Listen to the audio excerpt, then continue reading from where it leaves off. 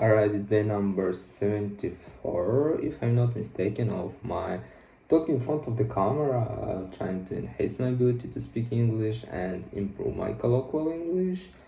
And I realized that it becomes harder and harder to find those IELTS questions because there are a lot of topics that I have already answered and I have to search until I find the topics that I need to answer. Not really I need, like the topics that I didn't answer previously. So it became, or it became harder, and I think I have to finish with those 100 days, and then if I won't continue, but I won't continue somehow talk about something, I need to come up with another idea. And also I would like to say that today I spent about 2 hours, I guess, to even more about 3 hours I spent to learn conditions, and that's something, I don't know, that's something that I understand, but I don't know how to implement it in my actual vocabulary, because usually I don't like to make some pauses between in the time when I'm talking about something, and to use those conditions, I definitely have to stop to think a bit and only then use it. So I hope with the practice it will be easier, but now it's kind of cool, but I can use it. Like it's really hard. I need to think a lot before I can say something. So let's just get started, and today I'm going to talk about police and public safety. So let's talk about safety and policing. Is your your country generally safe? Yeah, generally I can. I don't know. Wait. I'm going to talk about Belgium because it makes no sense to talk about Ukraine nowadays, because there are war, a lot of different, a bit love changed in the country, so I can't talk about Ukraine, so I'm going to talk about Belgium since it's been 3 years, even a bit more since I arrived here. So generally, yes, it's it's pretty safe, and to be honest, it depends on the region, but in my place it's very safe, and there's no problem with I don't know, robbers, or there are no different threats, so it's pretty safe. But if we are talking about Brussels, for example, it's capital of Belgium, they're a bit danger, because it's something basic when something is going on there and someone kill another person. So there it isn't that safe, but generally in this country it's pretty safe. So what responsibilities do the police usually have? I don't know, like to look after the other people, to maintain order, and they have generally police is necessary to, so kind of, when there's a conflict between some people and they start to solve this conflict due to strength, due to they're starting fighting, like police is able to stop them, and police is created just to maintain order, you know. I don't know why, but it feels so hard to talk about it, like about police, what's about their responsibilities, because generally everything that I know about them, they have to maintain order, and that's kind of all. They have to look after the people, that everything is being quiet, you know. So, and I don't remember, let me check how does it goes. Violation of the law, yeah, and they have to observe everything around to prevent violation of the law. So let's move on. Have you ever interacted with the police? Yes, I remember I was like about 15 years old. I broke a window and I tried to escape, but it wasn't succeed. They caught me, and I don't know why. I was with my friend, and I don't know why. There were about four police guys with guns, and I didn't understand why, what's going on. And we were with my friend in the car until my dad arrived to us and solved the question. But yeah, it was a bit fear in the time. We were scared because of the situations that is going on, because previously we have never interact with police, and after that moment I also didn't need to interact with police, but in that moment I was a bit in trouble, and yeah, it was the first and the last interaction with people. Oh, with police. With Alright, do you feel safe walking alone at night in your neighborhood? Yes, definitely. Let me start with the fact that I'm not walking at the night. Nowadays, I have schedule, I have time during the what I have to sleep. And usually during the night I have to sleep, not to walk on the street. But when I was in Ukraine before the war started, I really liked to spend a lot of hours during the night with my friend. We always went outside like about 1 a.m. and we spent several hours outside. Also, several shops is were working 24 hours per day, like around the clock, and we even were able to went the store to buy something to sit on the bleacher, and it was pretty chilling because there are no people at all, and it feels really otherwise. It was a great feeling, and it was pretty safe. We didn't face any problem. We, like, I guess at least 5 times per week, and it was like several months a row when we went outside at night, and we didn't face anything bad, so it's pretty safe, I guess. And we didn't saw even police, not to mention about people. So yeah, I guess it's pretty safe. It was pretty safe. So describe a situation when you when you felt safe or protected. You should say where it was, who was with you, what happened, and explain why you felt safe in that situation.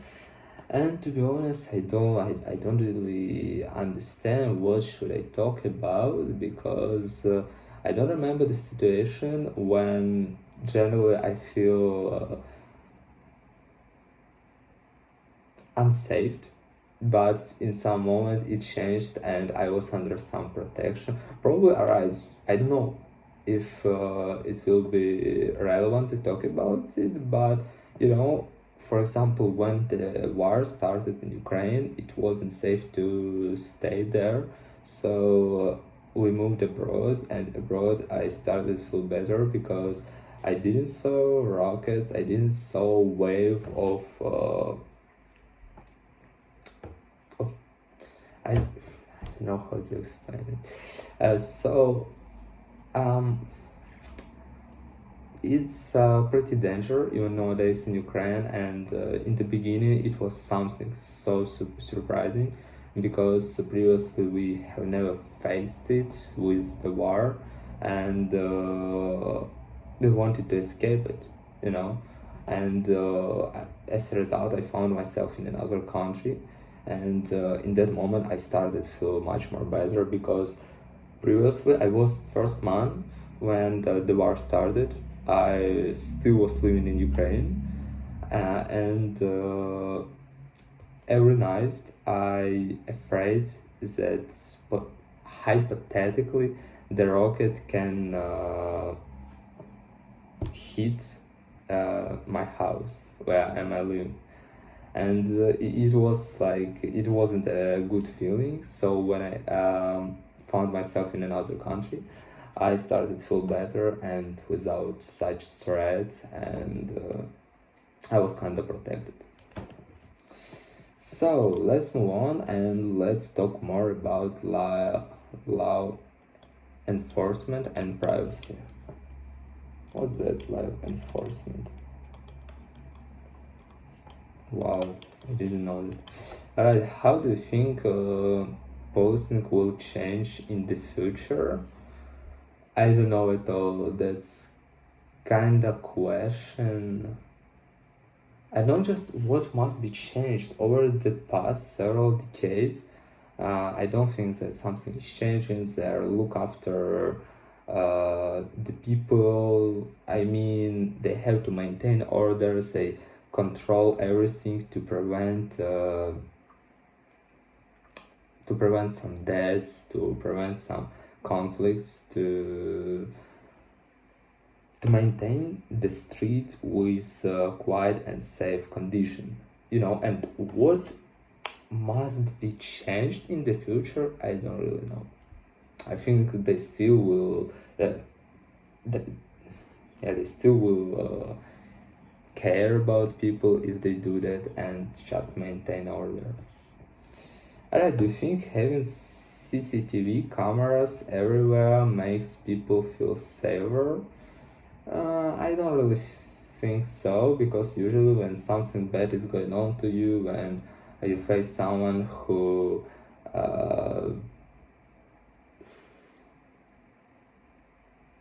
is threaten you,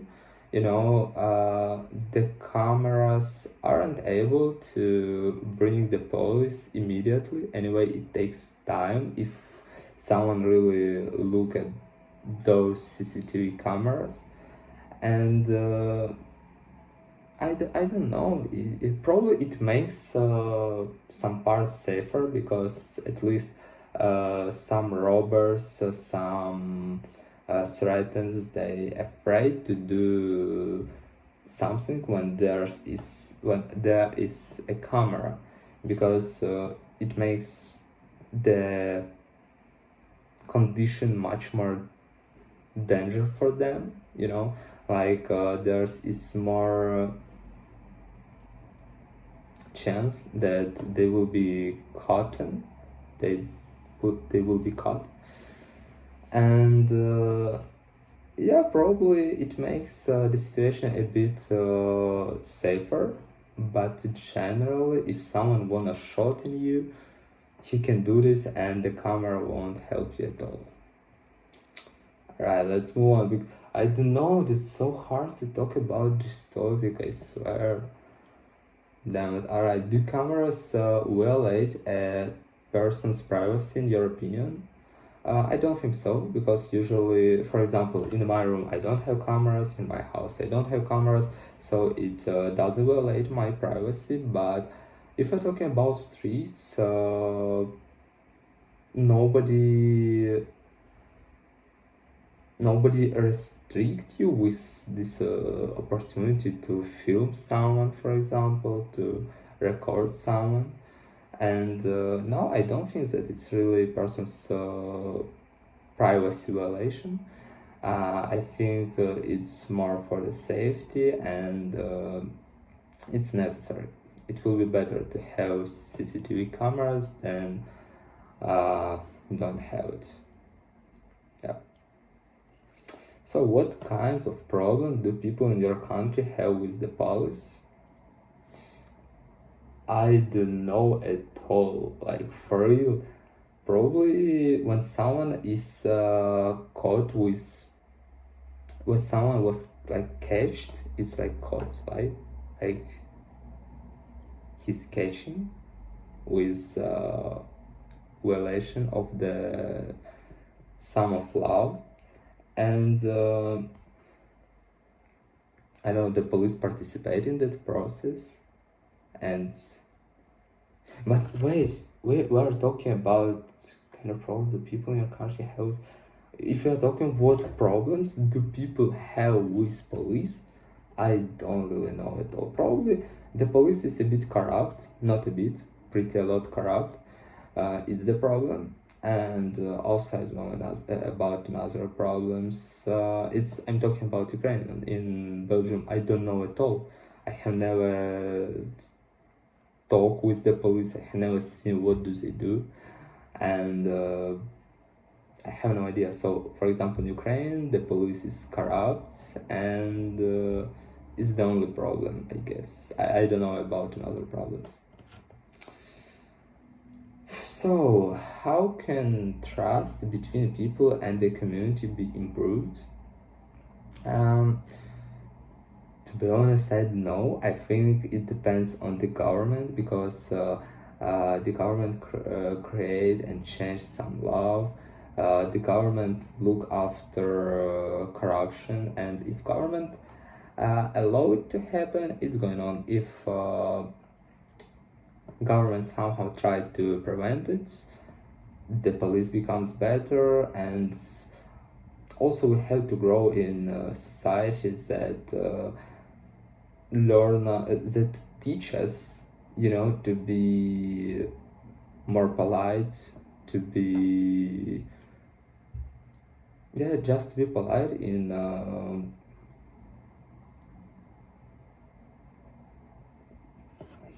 God, I don't know what's going on to me today. I forgot how to say it.